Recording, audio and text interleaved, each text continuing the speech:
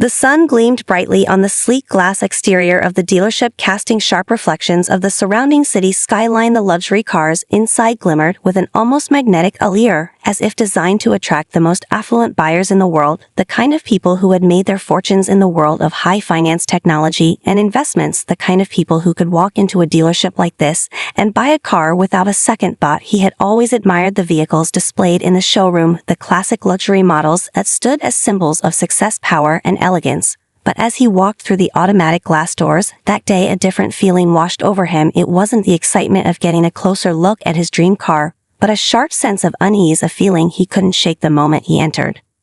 The CEO had already spent decades building his empire from the ground up. He had learned how to navigate rooms full of executives with confidence and poise. He had mastered the art of negotiation and closed multi-million-dollar deals, but none of that prepared him for what he encountered inside the dealership. As he stepped onto the polished marble floors, he was met by a pair of salespeople standing at the front of the showroom. Their eyes scanned him briefly before moving to the next customer. Without so much as a nod of acknowledgement, the CEO took a breath and stood still, waiting, hoping for them to recognize him as the serious buyer. He was. His tailored suit, his leather briefcase, the expensive watch on his wrist, none of it seemed to matter to them.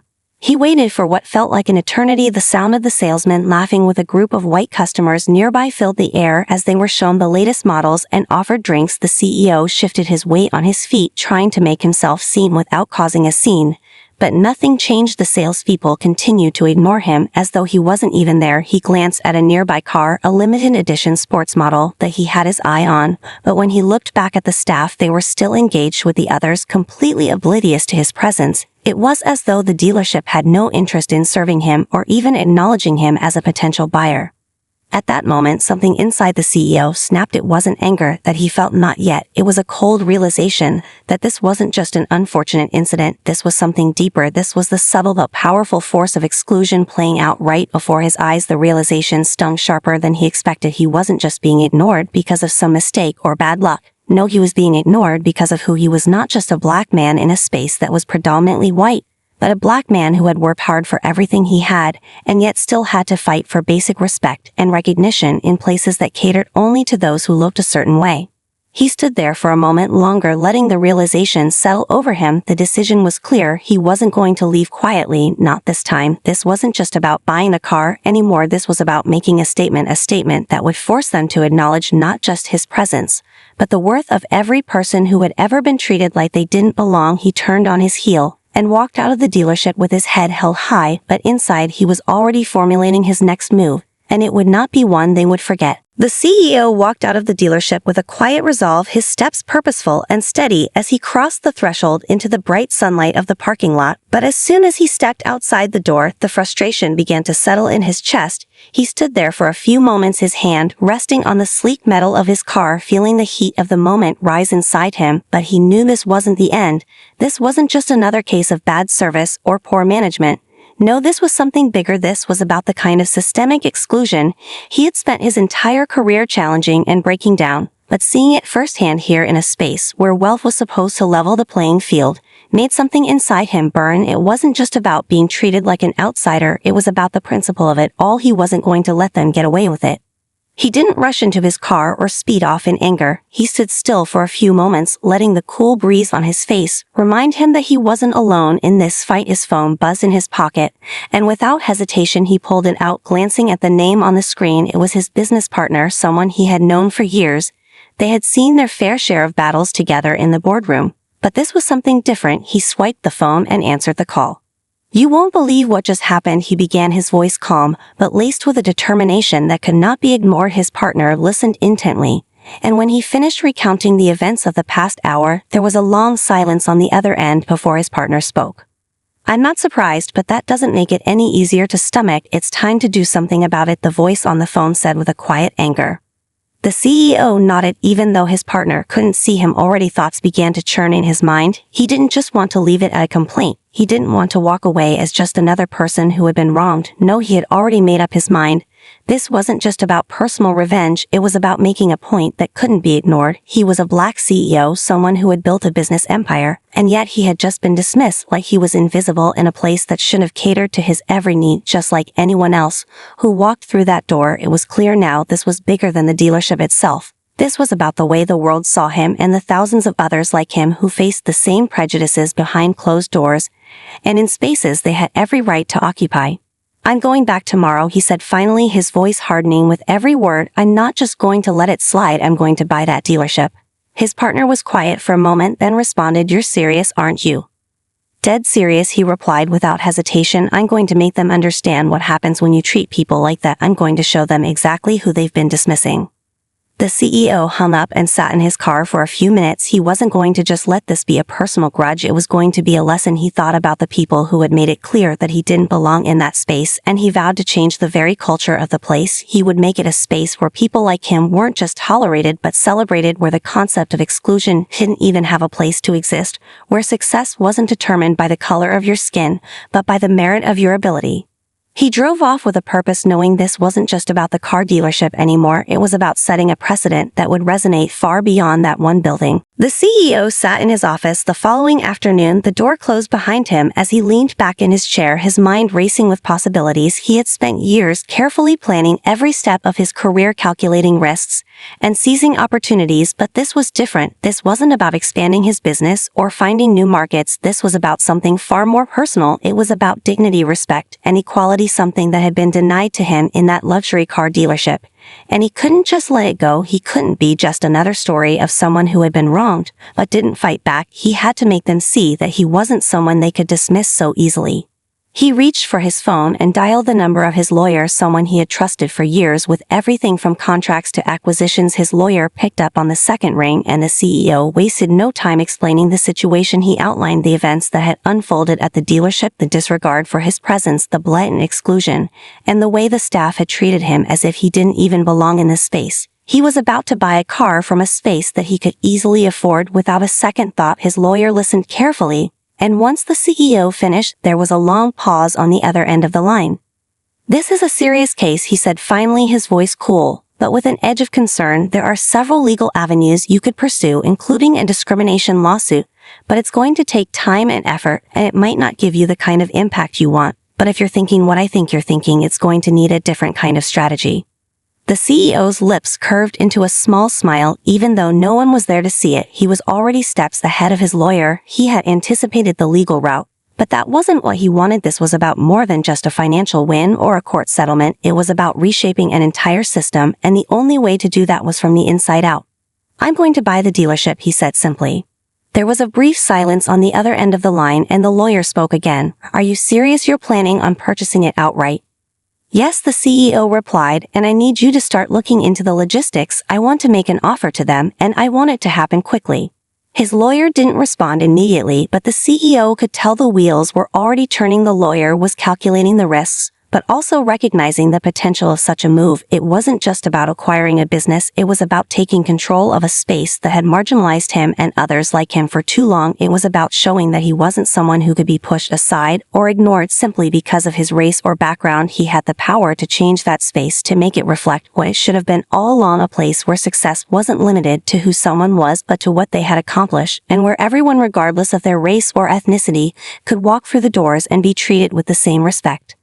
The CEO spent the next few hours making calls, reaching out to his network of investors and business partners, some of whom were already familiar with the dealership, others who would need convincing. But he was certain of one thing: he was going to acquire that dealership, and once he did, he would reshape it into something that could not be ignored. He wasn't just going to buy a business, he was going to change a culture and make a statement that would resonate far beyond the showroom floor. The following morning, the CEO walked into the dealership again, this time with a sense of calm determination that radiated from him. As he strode across the showroom floor, the staff at the front desk froze as soon as they saw him, and whispers began to ripple through the room like a wave that was just waiting to crash. There was no mistaking it. He wasn't here just to browse or inquire about a car. This time, he was a man with a purpose, and they all knew it. He didn't acknowledge any of the staff. Instead, his eyes scanned the room, searching for the same salesman who had brushed him off the day before, the one who had made him feel invisible. He was standing near the coffee machine, chatting with another customer and laughing loudly as if nothing had happened.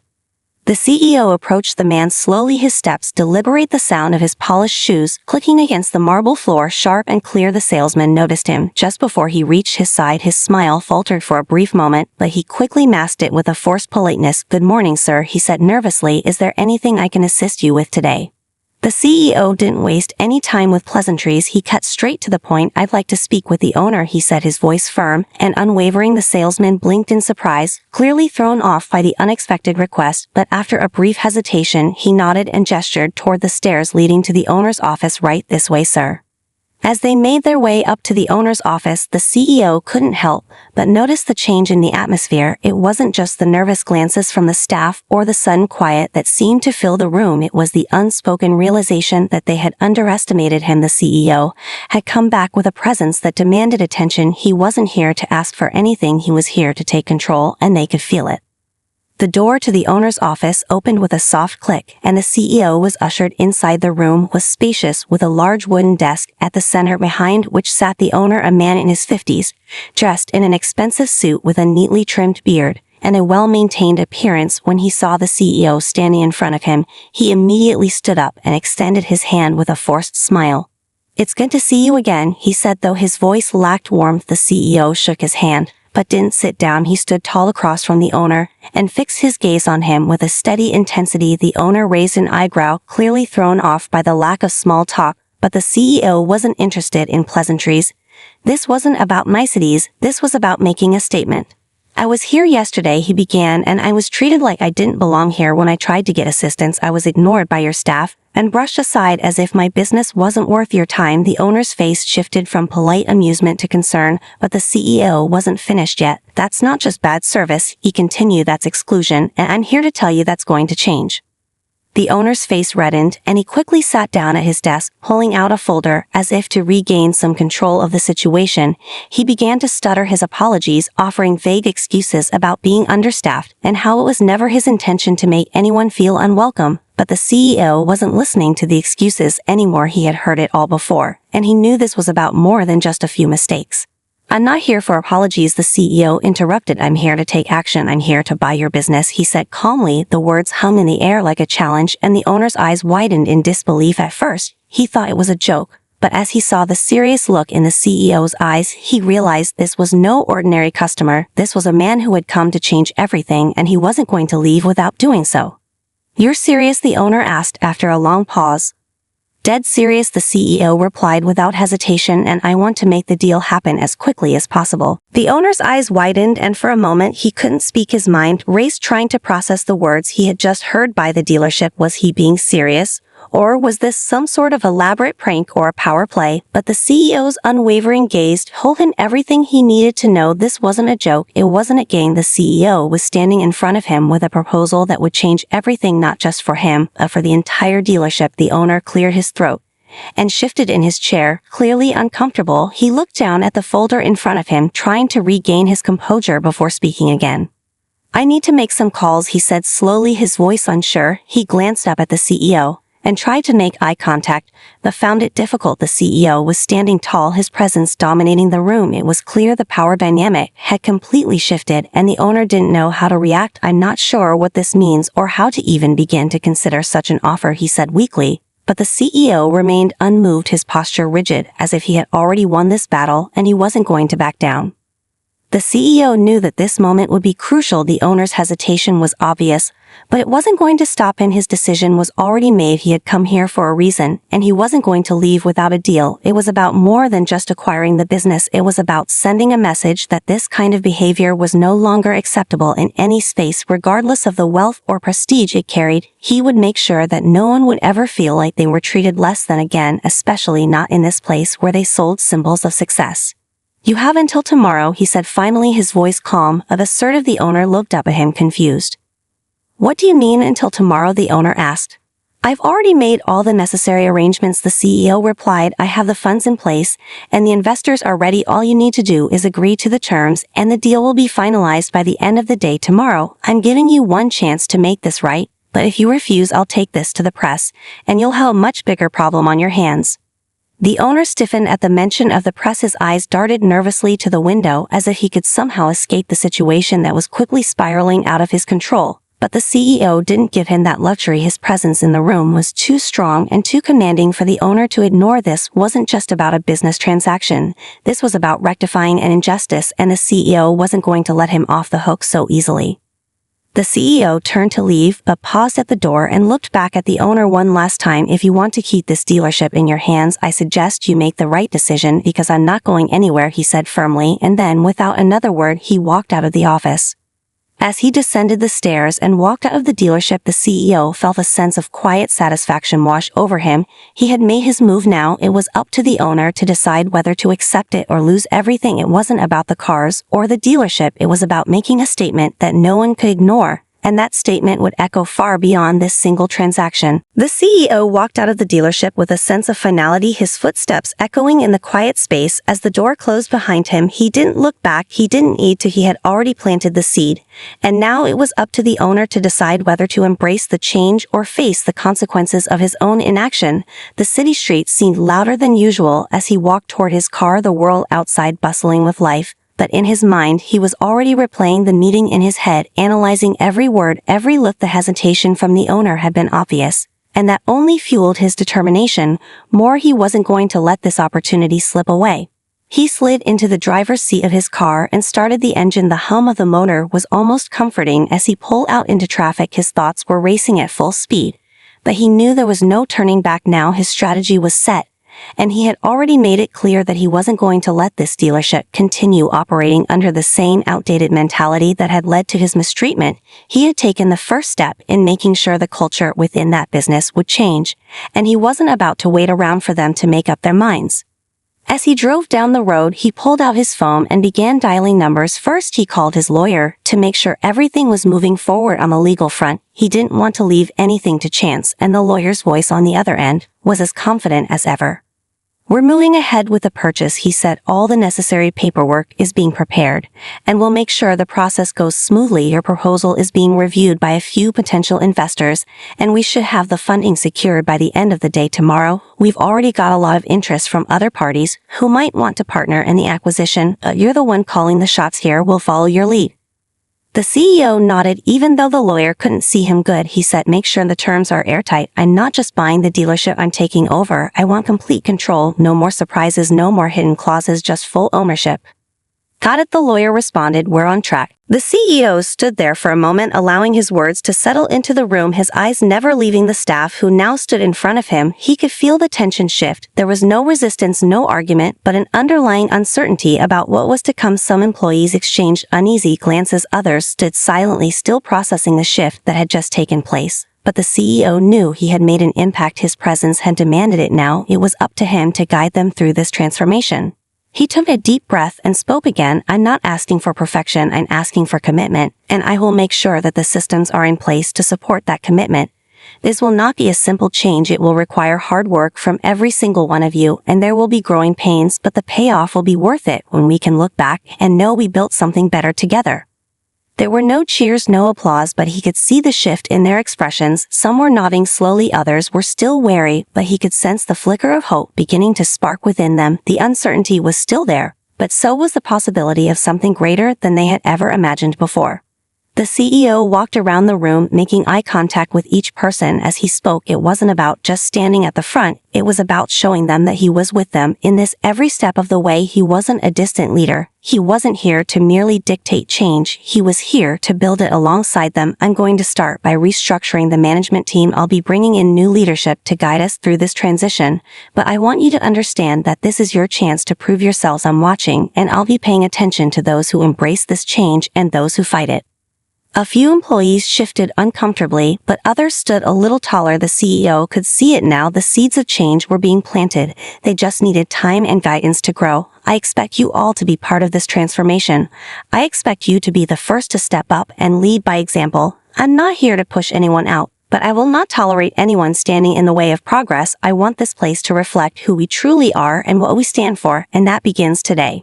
There was a brief silence before a few staff members exchanged quiet nods, and the CEO could feel the change taking hold. No longer was the dealership a place defined by exclusivity and prejudice. It was becoming something new, something driven by inclusivity, respect, and genuine customer care. It wasn't going to be easy. There would be challenges along the way, but he was confident in his vision and in his ability to make it happen. This wasn't just a business venture, this was a mission, and he was determined to see it through. He turned to leave the room, but paused at the door, looking back at the group. "I believe in you all," he said. "I'm not here to judge your past. I'm here to shape our future together. Now, let's get to work and build something that truly matters." As he walked out of the showroom, the staff remained behind each person, reflecting on what had just been said. The room was still heavy with the weight of his words, but there was a new energy building there, a quiet but palpable sense of determination that hadn't been there before. The CEO knew that it was only a matter of time before this place became everything he envisioned, and he wasn't going to stop until it did. The room was thick with anticipation as the CEO sat across from the owner, who nervously shuffled the papers on his desk, trying to look in control. But it was clear he was uneasy about what was happening. His hands trembled slightly as he pushed the stack of documents toward the CEO, silently urging him to sign the deal. The CEO didn't move at first, his eyes never leaving the man in front of him. He had already made his decision, but he wasn't going to let the owner think this was just another transaction. It was more than that. It was a declaration of power and intent. The owner cleared his throat, nervously trying to break the silence. "Well, the sooner we get this done, the better," he said, forcing a smile. But the CEO wasn't impressed. He wasn't here to do favors. He wasn't here to let the owner off the hook. Just because he had agreed to sell, he wanted this moment to sting. He wanted the owner to feel every bit of what had happened and what was about to unfold.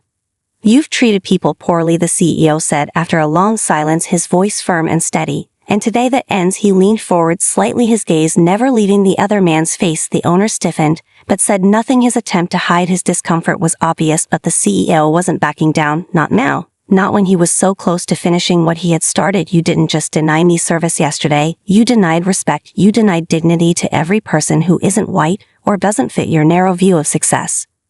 The words hit the owner like a punch to the gut, and he recoiled slightly, shifting in his chair. But the CEO pressed on. "You'll never have that kind of power again, not in this business," he said. "This place is going to change. It will become a space where everyone is valued, where customers don't have to fight to be seen or heard, where people from all walks of life can walk in and know they're going to be treated like they matter no matter who they are." He paused and let the words sink in for a moment before continuing. "You had your chance to make it right, and now it's my turn to take control. Now it's time for you to move aside and let someone who understands real leadership take over." The CEO picked up the pen and signed the papers in front of him. The sound of the pen scratching across the paper was like a finality that echoed in the room. Once he finished, he placed the pen down slowly and looked at the owner, who was now looking down at his hands, clearly unsure how to react. It was clear that the man had never been spoken to like this before. No one had ever put him in his place like this, and the CEO wasn't going to let him forget it. "The deal is done," the CEO said, standing up and pushing the papers toward the owner. "Now get out of my office." The owner looked up at him, stunned for a moment, as if he couldn't comprehend what was happening, but after a long pause he stood up, without saying a word, and left the room. The CEO watched him go, but didn't say another word to him. The change had been made, and it was time for the next phase to begin. As he sat back down in the now empty office, the CEO took a deep breath, feeling the weight of what he had just accomplished. It wasn't just about buying a dealership. It was about taking a stand. It was about showing the world that things could be different, and that he wouldn't let anyone stop him from making that difference. The CEO sat back in the leather chair, his fingers tapping lightly on the desk as he stared at the door that had just closed behind the former owner. He could feel the adrenaline still coursing through his veins, the weight of the decision finally starting to settle in, but the satisfaction was overwhelming. He had done what few would dare to do. He had not only acquired a business, but had stripped away the layers of arrogance and exclusivity that had once defined it. Now it was his to shape and mold, and he knew exactly how he was going to do that. He picked up his phone and dialed his lawyer's number again. The phone rang once, and then the lawyer's voice came through on the other end. "It's done," the CEO said simply. "The papers are signed and the deal is final. We need to start working on the transition immediately." The lawyer's voice was filled with both surprise and respect. "You've done it," he said. "I honestly didn't think it would happen this quickly, but it's clear you're not wasting any time." "There's no time to waste," the CEO replied. "This isn't just about owning a dealership. It's about creating a space where people from all backgrounds feel like they belong, and I'm going to make sure that happens starting right now." "I understand," the lawyer said. "We'll start the process on our end as well, but you'll need to take control of the dealership now. Set your vision into motion, and make sure the staff understands that things are going to change." He paused for a moment before continuing. "You'll want to meet with them immediately. Let them know that this isn't just a takeover, it's a new beginning." The CEO smiled to himself as he hung up the phone. He had already planned for this moment. He had prepared for the challenges ahead, but he also knew that this was his opportunity to change the narrative, not just for the dealership, but for the entire community. He wasn't going to let the same exclusionary practices continue. Not on his watch. He stood up from his desk and walked toward the door, feeling a sense of purpose with each step. As he entered the showroom floor again, the atmosphere was different this time. There was no tension, no uncertainty, just a group of employees waiting to hear from their new boss.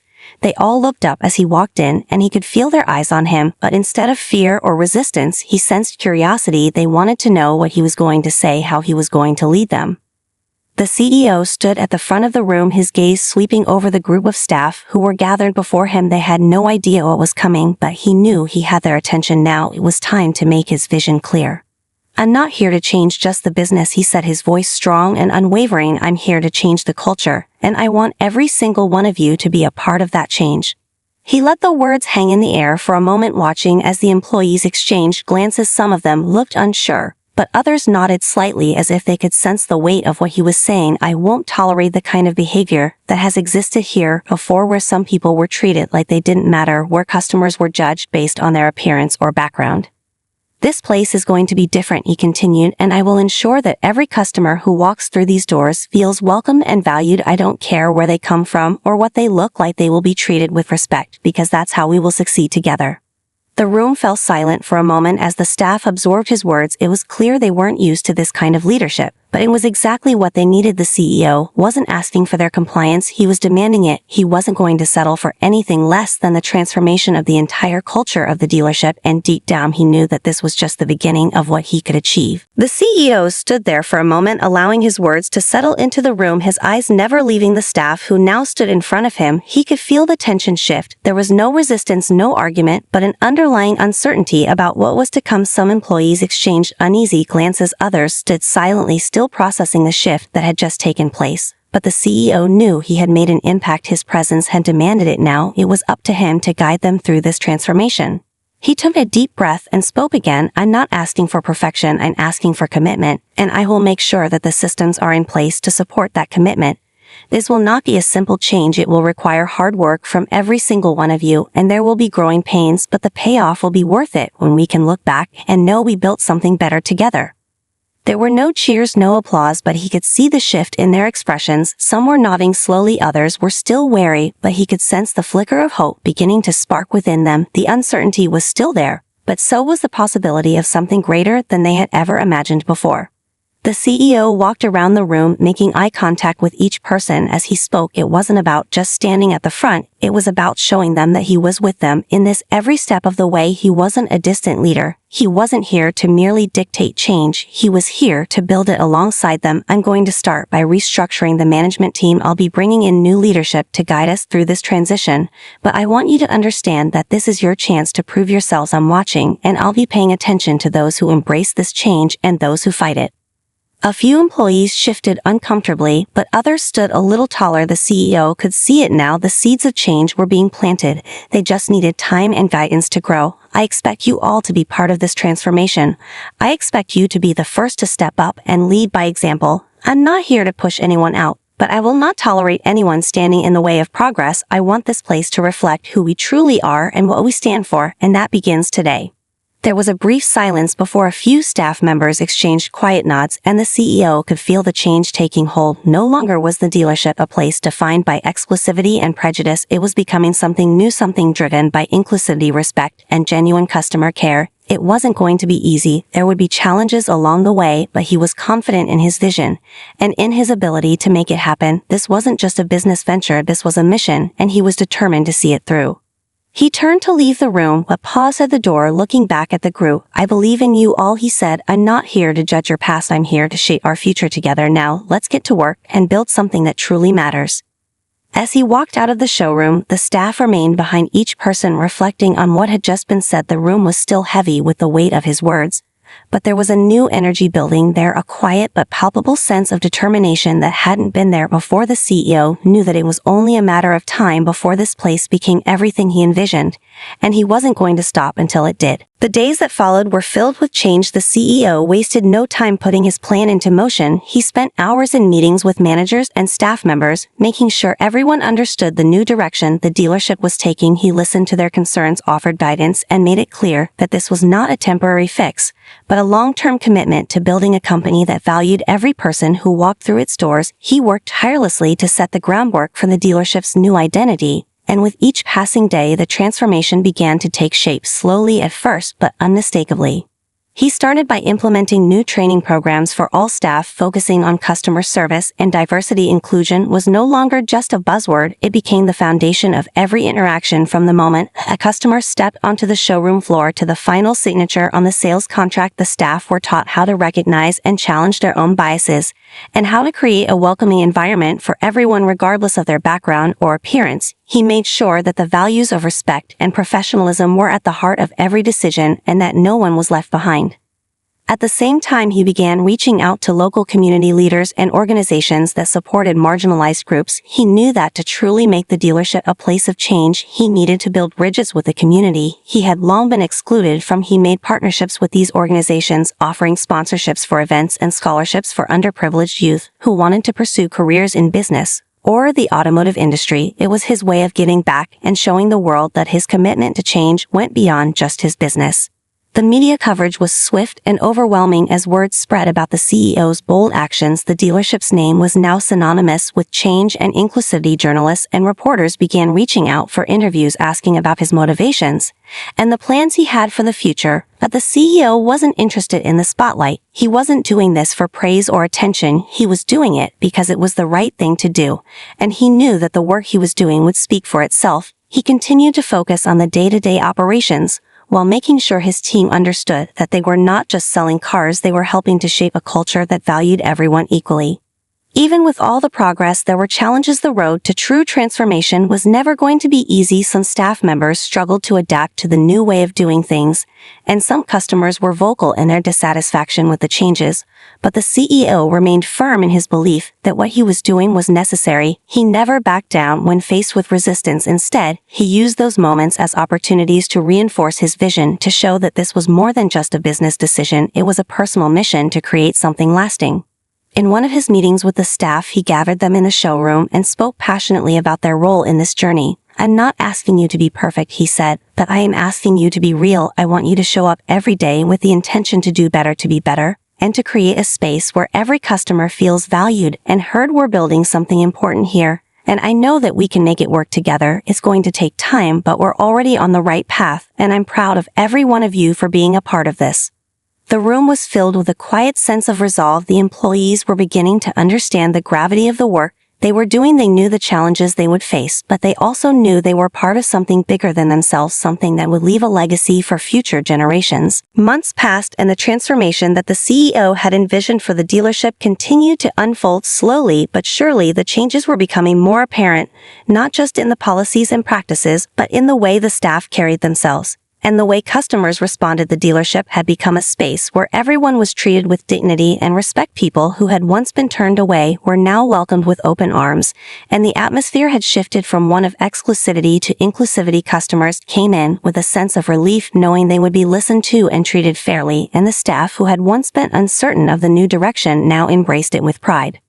The CEO continued to lead with the same intensity and passion he had shown from the beginning. His vision for the dealership was clear, and his commitment to seeing it through never wavered. He regularly checked in with the team to make sure they were staying true to the values they had set out to uphold, and when challenges arose, he was there to help them work through it. He never lost sight of what mattered most: creating a culture where respect and fairness were the foundation of every interaction. The media continued to cover the changes taking place at the dealership, and soon the story became one of inspiration rather than controversy. The CEO was invited to speak at industry events and community forums, where he shared his journey and the lessons he had learned about leadership and transformation. He spoke about the importance of creating spaces where people from all walks of life could thrive, and how his own experiences had shaped his vision for the future of business. He wasn't just talking about the dealership anymore, he was talking about changing the business world as a whole, and the impact his approach could have on industries far beyond the automotive world. It wasn't long before other businesses began to take notice. They reached out to him for advice, asking how they could implement similar changes in their own organizations, and the CEO happily shared his insights, offering guidance on how to prioritize inclusivity and diversity in the workplace. He knew that true change wasn't just about one business, it was about a collective effort to shift the culture of an entire industry and beyond. Back at the dealership, the staff were thriving. Their relationships with customers had deepened, and their pride in the work they were doing was palpable. They weren't just selling cars anymore, they were creating an experience that made people feel valued and important. They knew that the work they were doing was bigger than them. It was a movement that was slowly reshaping the way businesses operated. The CEO had made sure they understood this. It wasn't just about the bottom line, it was about the lives they touched, the people they helped, and the community they had become a part of. The CEO walked through the showroom floor one afternoon, smiling as he watched his team interact with customers. There was a sense of fulfillment in his chest. He had built something lasting, something that had a ripple effect far beyond what he had ever imagined. The dealership was not just a business, it was a symbol of what was possible when leadership was rooted in compassion and respect. As he stood there in that moment, he realized that the work was far from over, but the foundation had been set. The dealership was thriving, the culture was thriving, and most importantly, the people were thriving. They had all become part of something larger than themselves, a movement that would continue to grow and inspire others to make change wherever they could. And the CEO knew that this was just the beginning of a long journey toward a future where inclusivity and respect weren't the exception but the standard for everyone. As the CEO stood in the center of the dealership's showroom, looking out over the floor filled with bustling staff and satisfied customers, he felt a profound sense of accomplishment. The change he had fought so hard for was no longer just an idea or a vision, it was a reality. The culture he had built was now embedded in every aspect of the business. It wasn't just about the cars or the sales, it was about the relationships, the respect, the sense of belonging that everyone felt when they walked through those doors. Customers came in no longer as strangers, but as people who knew they would be valued and listened to. The staff were more than just employees, they were a part of something greater than themselves. They took pride in their work and in the community they were helping to create. The media had long since stopped covering the dealership's transformation, but the ripple effect of their success continued to spread. Other businesses began to reach out asking for advice on how to implement similar changes in their own cultures. The CEO was now a sought-after speaker at conferences and forums on diversity and leadership. He shared his story not to bask in glory, but to inspire others to believe in the possibility of change, and to show them that it was possible to build a business that valued people over profit. He knew that the work he had done here was just the beginning, that this approach to leadership could change entire industries if given the chance, and he was determined to help others see the value in it. At the dealership, the team had evolved into a family. They supported one another, celebrated each other's successes, and worked together to overcome challenges. The bond they shared was stronger than ever, and the customers felt it too. They trusted the staff because they knew they were treated with honesty and respect, no matter who they were, no matter where they came from. The CEO watched as one of the sales representatives assisted a young couple with their purchase. They were laughing, talking like old friends, and he couldn't help but smile to himself. This was what it was all about. This wasn't just a business transaction, it was a human connection. As the years passed, the dealership continued to grow, its reputation for inclusivity and fairness spreading throughout the community and beyond. People came from all walks of life, knowing they would be treated with dignity. The CEO had proven that it was possible to create a thriving business that didn't rely on exclusionary practices to succeed. He had shown that leadership rooted in respect could not only improve a business, but could also improve the lives of everyone involved. The CEO often reflected on the journey that had brought him to this point, from the moment he had been denied service at the dealership to the day he had taken control of the business and turned it into a beacon of change. It had been a long, hard road, but one that was worth every step. Now, as he looked at the dealership he had built, he knew he had done something important, something that would leave a lasting impact on the industry and on the community. He was proud of what they had achieved, but he also knew the journey wasn't over. There was still work to be done, but for the first time in a long time he felt peace. He knew that no matter what the future held, he had created something that truly mattered, and that was enough.